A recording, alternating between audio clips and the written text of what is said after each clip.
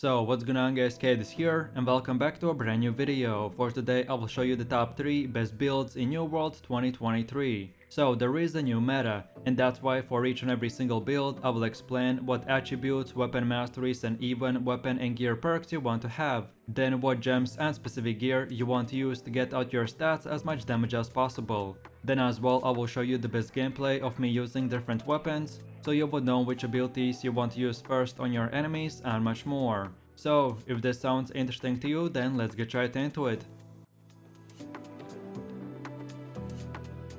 So then taking a closer look at the first weapon, which is the great axe and warhammer, and these are the attributes you want to have. So no matter from which level you start using this build, you first of all want to get your strength to 200, and then get 100 points in constitution, and then continue putting everything else in strength. And then around level 60 and 625 item score gear, you should have around 300 strength and 200 constitution. And as you can see, the yellow bar color indicates the attributes that you get from level 60, then the blue color indicates the attributes that you get from gear, and then the purple color indicates the attributes that you get from your food. And then lastly, for your gear, you want to go with the medium category, which means using heavy helmet, heavy chest armor, medium gloves, light pants and medium boots. So then taking a closer look at the first weapon, which is the great axe, and these are the weapon masteries you want to have. So first of all you want to unlock the first ability called the maelstrom, and then get these 3 perks. Then now get the second ability called the gravity well, and then get these 2 perks. Then from here let's move over to the other side and select this 1 perk, and then the last final ability called the charge, and then get these 3 perks, and that's it.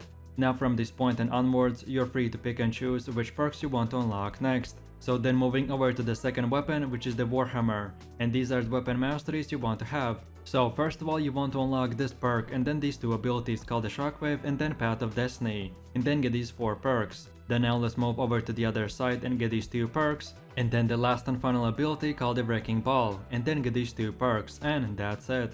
Now again from this point and onwards you can unlock all the other perks in whatever order you like. Okay, so now let's go over to the gameplay where I'll show you the best way to play this build. And for the first weapon we have the great axe, and your first Q spell is called the maelstrom, which will perform a fast spinning attack that pulls all targets in 2.5 meter range and does bunch of AoE damage. Then the second ability is called the gravity well, which will swing your axe and create this electric storm in which your enemies will be stunned, slowed and will take bunch of damage. And then lastly we have the charge, which is a simple mobility spell that will make your character dash for 10 meters while at the end doing 120% of your weapon's damage. And then for the second weapon we have the warhammer, and your Q spell is called the shockwave, which will slam your hammer into the ground, causing a 3-meter earthquake that deals damage and staggers and roots your enemies for 2 seconds. Then the second skill is called the path of destiny, which will create this powerful ground strike that does a lot of damage in this AoE range. And then lastly we have the wrecking ball, which will strike the ground with your warhammer, dealing damage and at the same time knocking down your enemies. So then let's move over to the rotation, and no matter if you're farming mobs in PvE or doing PvP, the same principle and rules apply. So at the beginning of the fight we want to start with the great axe and use the gravity well, and then dash into the enemy with the charge ability. Then now the enemy will probably try to run, so use the maelstrom and pull him back. Then now let's switch to the warhammer and use the shockwave and then the wrecking ball. And then lastly finish off your enemy with the path of destiny, and that's about it.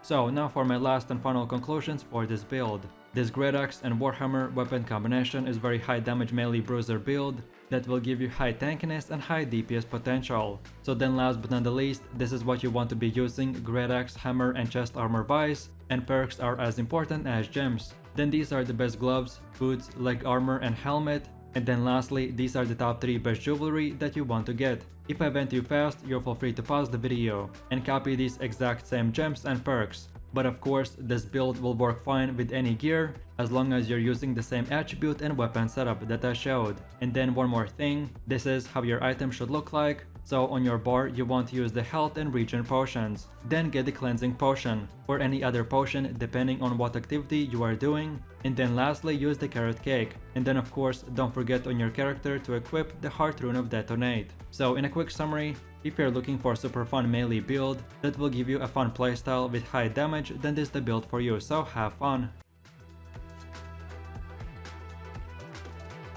So then for the second build we have the greatsword and sword, and these are the attributes you want to have. So first things first, if you start from level 0, you want to get your strength and dexterity to 200, and then start building your constitution, and around level 60 you should have 200 strength, 150 dexterity and 100 constitution. And then last but not the least, for your gear you want to go with the medium category, and you want to use one of those circle shaped small shields as well. And yes, each shield type has different weight, so don't forget to use the lightest shield, that still will make you in the medium category. So then taking a closer look at the first weapon, which is the greatsword, and these are the weapon masteries you want to have. So first things first, you want to unlock the first ability called the crosscut, and then get these 2 perks. Then now get the second ability called the skyward slash, and then get these 2 perks. Then from here, let's move over to the other side and unlock these 2 perks. And then the last final ability called the steadfast strike, and then get these 2 perks, and that's it. Now from this moment, you can spend your points in whatever way you like. So then moving over to the second weapon, which is the sword, and these are the weapon masteries you want to have. So first of all, you want to select these 2 perks, and then the first ability called the leaping strike, and then get these 2 perks. Then from here, let's go over to the other side and unlock the last 2 abilities called the shield rush and shield bash, and then lastly get these 2 perks, and that's it. Now again, from this point and onwards, you can spend your points in whatever way you prefer. Okay, so now let's go over to the gameplay where I'll show you the best way to play this build. And for the first weapon we have the greatsword, and your first Q ability is called the crosscut, which will perform 3 quick slash attacks, that with each attack will do more damage. Then the second skill is called the skyward slash, which will swing up your sword that will stagger, do damage and apply a range stacks on the enemy. And then lastly we have the steadfast strike, which will stab your enemies and can do up to 2 hits, which will do damage more and more and restore mana upon finishing the animation. And in PvE, this skill can be used to aggro all the monsters as well. And then for the second weapon we have the sword with shield, and your Q spell is called the leaping strike, which will make you leap forwards that will do damage and stagger the enemy. Then the second skill is called the shield rush, which will quickly make your character rush forwards while dealing damage and pushing back your enemy. This skill is great for counter attacks, to cancel the enemy animation, or to help out your teammates. And then lastly we have the shield bash, which is a short skill that will stun the enemy for 2 seconds, and this is the longest stunning ability in the game.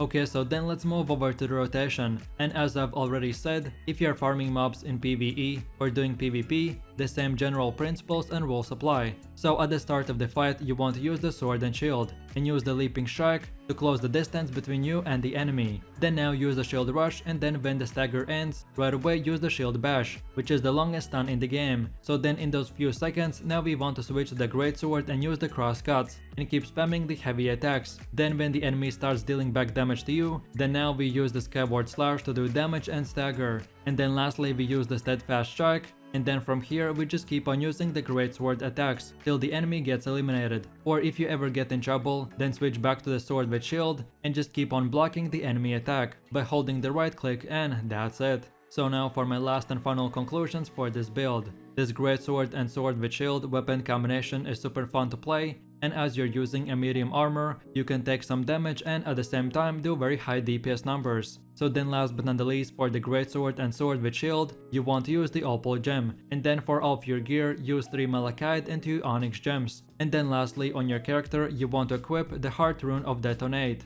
And then on top of all this, to find out the best weapon and gear perks, watch this video, which is titled "Which weapon and gear perks are the best for your build?" You can find the link in this video description or just scroll through my channel. And in that video I will specifically explain how perks work and which ones are the best for your gear and weapons and much more. So in a quick summary, if you're looking to do high damage and you want a fun greatsword build, then this is the one for you, so enjoy! And then for the last and final build we have the Ice and Void Gauntlet. And then these are the attributes you want to have. So first things first, if you start from level 0, you want to get your intelligence to 150 and then start building your constitution. And around level 60 you should have 300 intelligence and 150 constitution. And lastly, for your gear you want to go with the medium category. And the best gear setup is to have heavy helmet, heavy chest armor, medium gloves, light pants and medium boots. And this will give you 22.9 kg weight, which is exactly just below the heavy weight category. So then moving over to the first weapon, which is the Void Gauntlet. And then these are the weapon masteries you want to have. So first of all you want to unlock both these two perks and then get the first ability called the Oblivion, and then get these two perks. Then afterwards unlock the second ability called the Petrifying Scream, and then get these two perks. And now let's move over to the other side and unlock the last third ability called the Orb of Decay, and then get these three perks, and that's it. Now from this moment you can unlock all the other perks in whatever way you like.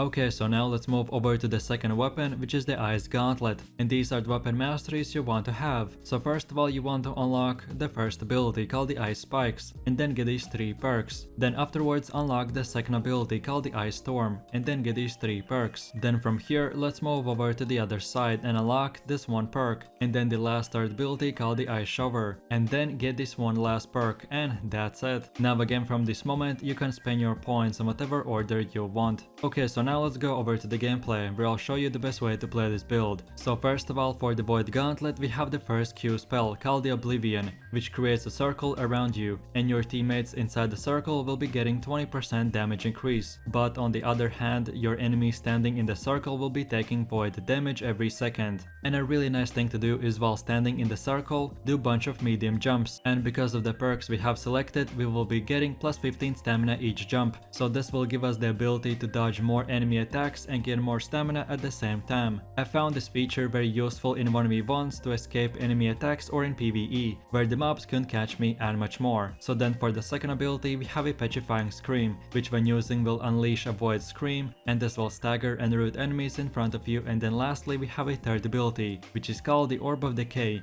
and you can fire this orb which can go through your targets, and each enemy that it hits it will deal decent damage and reduce their damage absorption, and then later that orb will come back and heal you for a few seconds. And lastly, if you hold the right mouse button you can regain more mana, but in exchange your health will go down. I would only recommend to use this mechanic if you really are at full health and your mana potions are on cooldown, so then use it for a second or two and then you should be good to go. But as for a non-healer build, you should use this mechanic super carefully. So then for the second weapon we have the Ice Gauntlet, and your Q spell is called the Ice Storm, which all enemies standing in it will get damaged and slowed, and the more enemies you hit the higher damage you will get. Then the R ability is called the Ice Shower, which when using will create an ice wall, and if players go through it will stun them, and this ability is very useful in chapping your targets. And then lastly our third ability is called the Ice Spikes, which when activating creates this trail of spikes in a straight line, which deals damage in AoE range, and if the target is below 30% health a lot of times you can one-shot him. And the way it works that if you're too close to the enemy when you're using the ability, the ice spikes won't explode with the highest damage to the enemy. So what you want to do is when using the spell and you see that the player is 1 second away from getting hit, then press the right mouse button and this will detonate the spike, which will deal very high damage. So as far as your ability combinations go for the Ice Gauntlet when farming mobs or even players, the best spell combination to do is place the Ice Storm aka the Q ability on grouped up enemies, and if you see that enemy is stunned then use the Ice Spike ability and do bunch of damage. Or another way to set up your Ice Spike ability is to run into the enemy and place the Ice Shower spell, and if the enemy touches the ice wall he will get stunned, so then you can use the Ice Spikes and it will be easier to hit the enemy. The thing that you need to understand about the Ice Spike ability is that the trail of spikes is actually pretty small line, so especially in PvP it is pretty hard to hit moving targets. So most of the time I usually use it when I see that I can hit 100% multiple players or just a single stunned player. And then of course for the Void Gauntlet you want to hit the enemy with the Petrifying Scream, and then right after place the Oblivion spell, and while dodging keep on hitting the enemy. Then when both of these abilities get on cooldown use the Orb of Decay, and then after that switch to the Ice Gauntlet or keep on using the Void Gauntlet depending on which weapon deals more damage, and that's about it. So now for my last and final conclusions for this build. This Void Gauntlet and Ice Gauntlet weapon combination is very high damage and you have a lot of abilities to put together, and it works very well in PvP and as well PvE. So then for the gem choice for the Void Gauntlet you want to use the Opal gem, then for the Ice Gauntlet get the Malachite gem, and then for all of your gear, rings, amulets and everything else use the Enix gems. And then on top of all this, like I explained in the first build, to find out the best weapon and gear perks, watch this video, which is titled which weapon and gear perks are the best for your build. You can find the link in this video's description or scroll through my channel, and in that video I will specifically explain how perks work and which ones are the best. So in a quick summary, if you're looking for the best solo mage build then this is the one for you, so enjoy. And that's about it. So I really do appreciate everyone for watching guys, and I hope you enjoyed it. If you have any suggestions, feedback or other good solo player builds that you would like to see in the next video, then feel free to leave your comments in the comment section down below. And while you're doing that, please click like, subscribe and enable that notification bell, so this way you could support the channel and you wouldn't miss any more amazing content from me. With all this said, you have an amazing day and I'll catch you in my next video. So take it easy, peace.